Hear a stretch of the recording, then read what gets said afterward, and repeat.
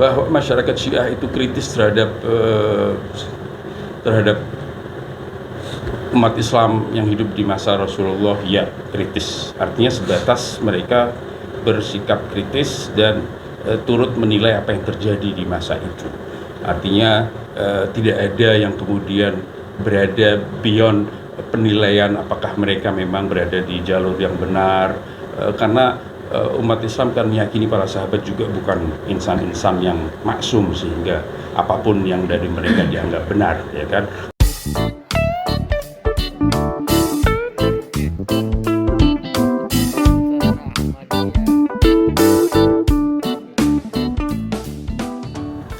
Baik, kalau ditanyakan apakah komunitas Syiah mengalami hambatan-hambatan atau bahkan persekusi, alhamdulillah kalau saya mengamati bahwa situasi sudah sangat membaik dari tahun ke tahun. Apa yang tadi disebutkan sebagai peristiwa Sampang memang pernah terjadi tepatnya di tahun 2012. Ya, dan sejak itu praktis tidak ada peristiwa serupa. Ada gangguan-gangguan yang kecil yang terjadi di Jawa Tengah beberapa tahun yang lalu, tapi menurut saya sudah ada kesadaran yang lebih baik dari kalangan umat Islam khususnya di dalam mempersepsi Syiah. Karena jujur saja sebetulnya seperti yang saya katakan, Syiah ini rentan dengan untuk menjadi sasaran dari hoax, disinformasi dan bahkan fitnah, sehingga kalau ada sebagian dari warga Indonesia kemudian semacam terprovokasi untuk melakukan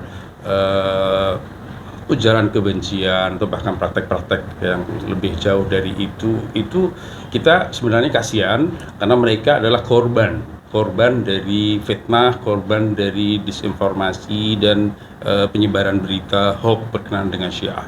Karena Syiah betul-betul dalam kaitannya dengan ajaran dan praktek mereka, betul-betul mereka disalahpahami. Salah satunya seperti yang Bapak singgung tadi, praktek melukai diri di momentum peringatan Asyura.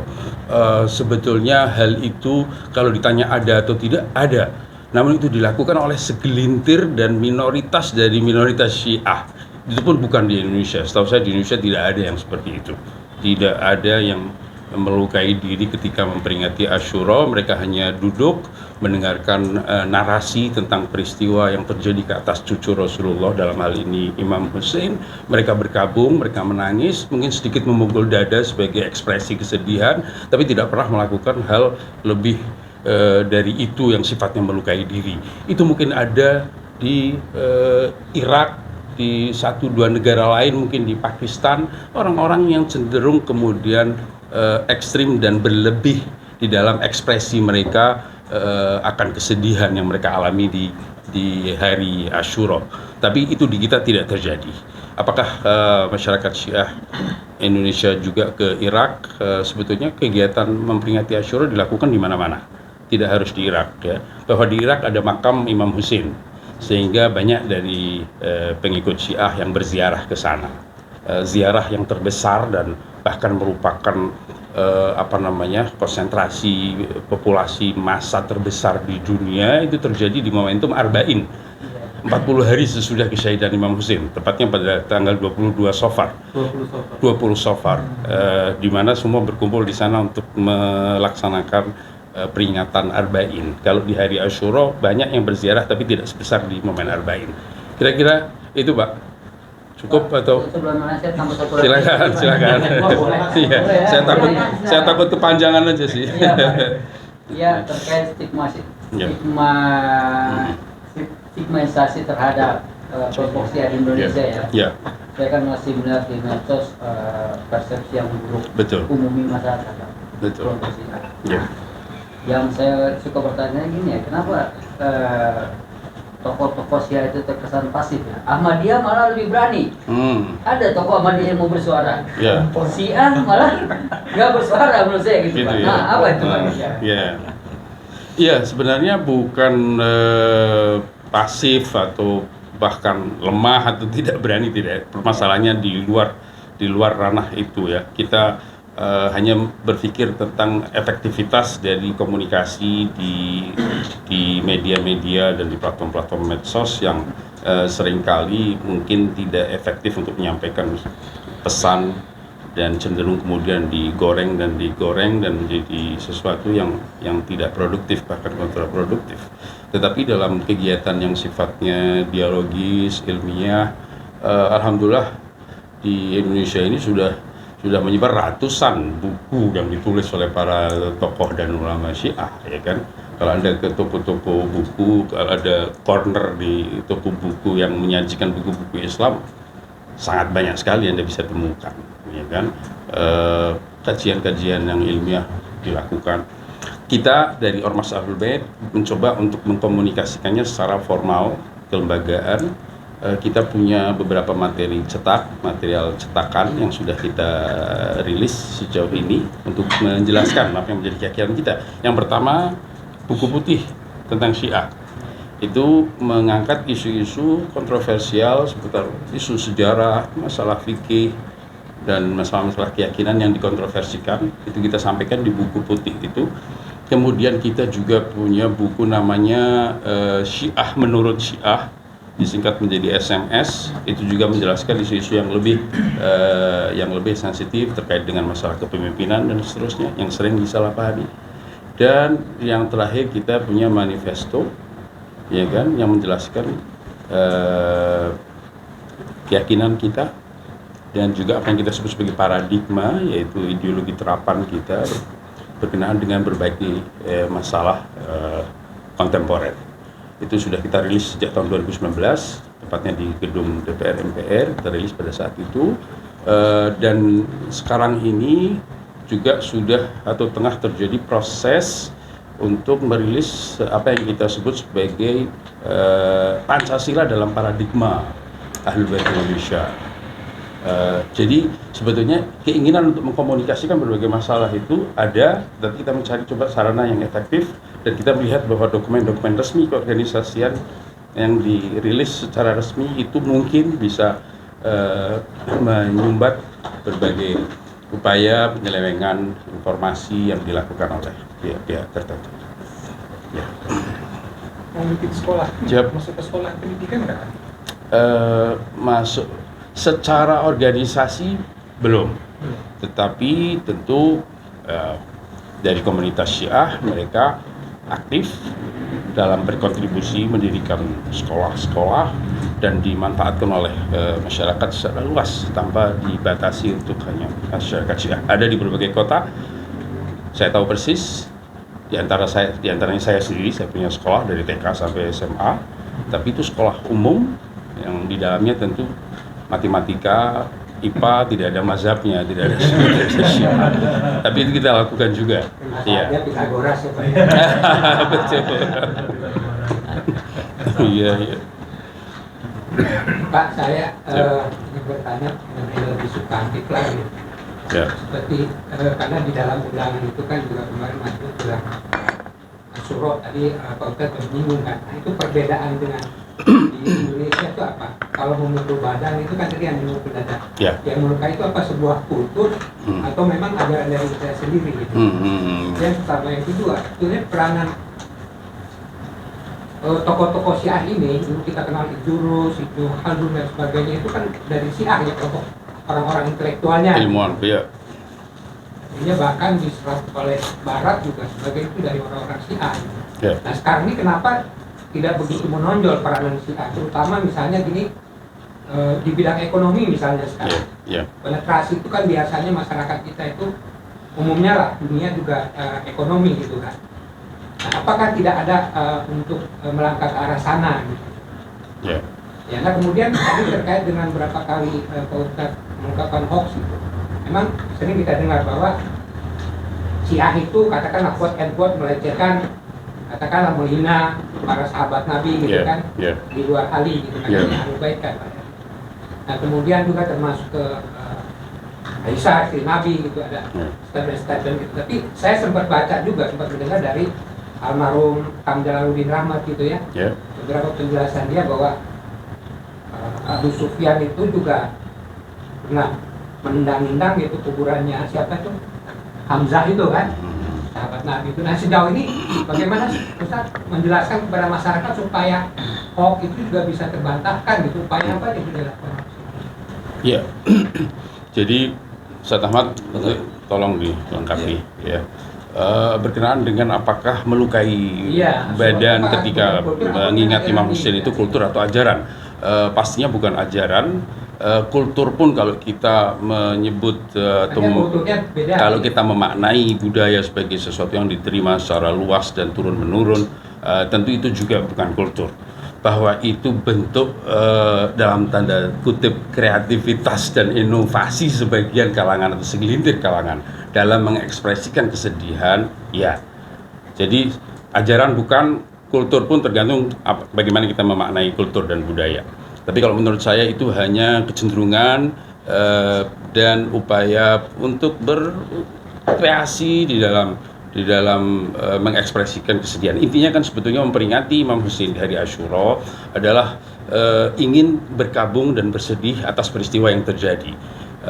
Jangan heran setelah 1300 tahun lebih hal ini masih diperingati dan bahkan tahun ke tahun lebih hangat, lebih besar dan seterusnya, dan itu terjadi di seluruh dunia ya.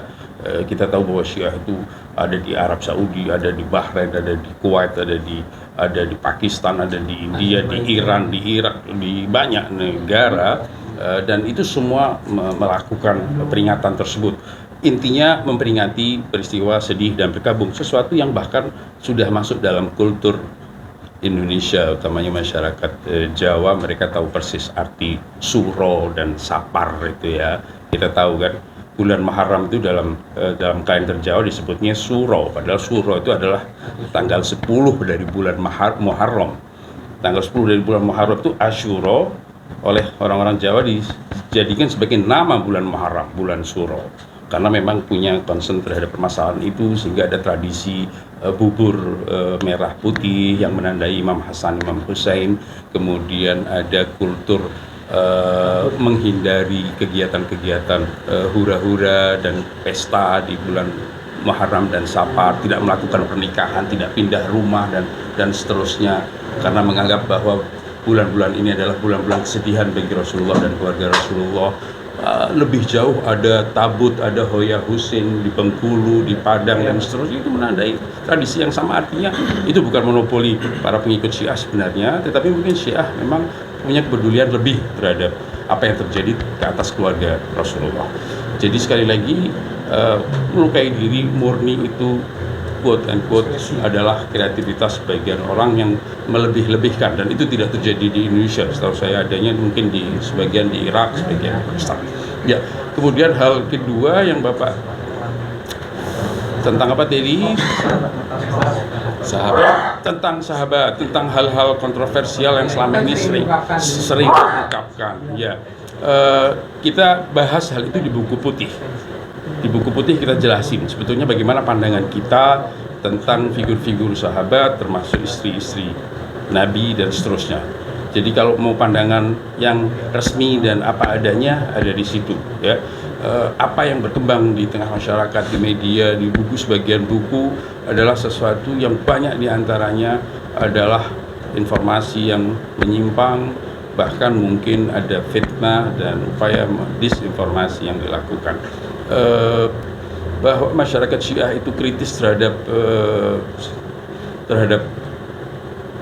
umat Islam yang hidup di masa Rasulullah, ya kritis. Artinya sebatas mereka bersikap kritis dan turut menilai apa yang terjadi di masa itu.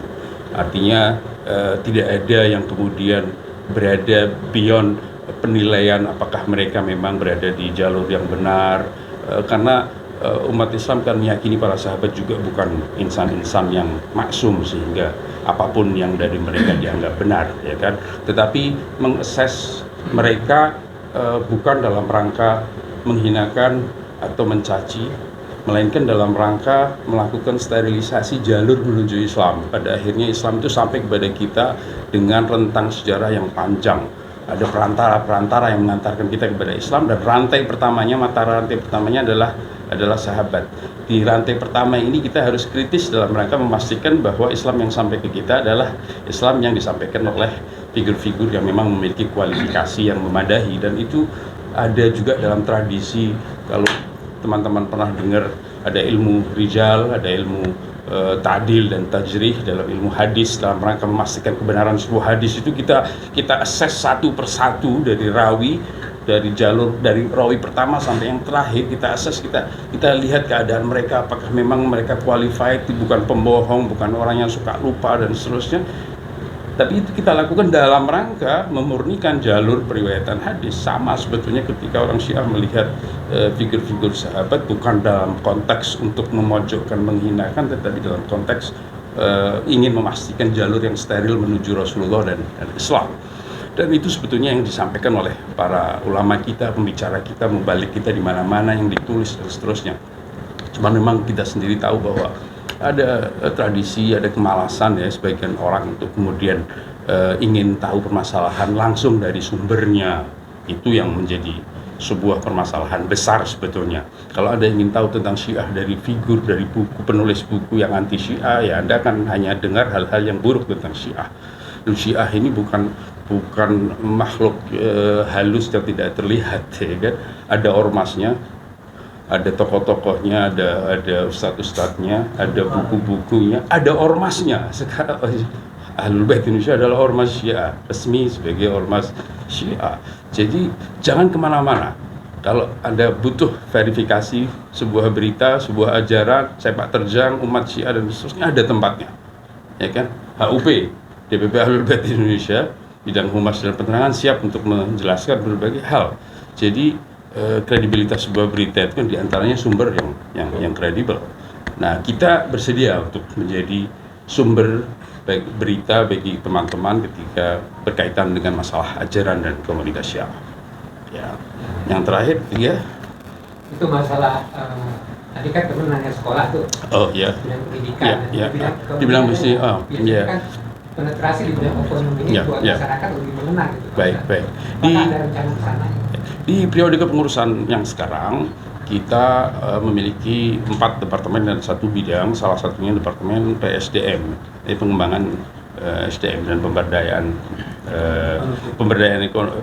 pengembangan ekonomi dan pemberdayaan SDM.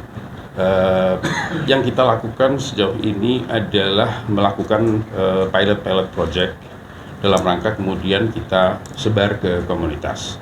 Jadi contohnya umpamanya ada potensi bisnis di bidang pertanian tertentu, atau di bidang peternakan, atau di bidang industri kecil tertentu, itu kita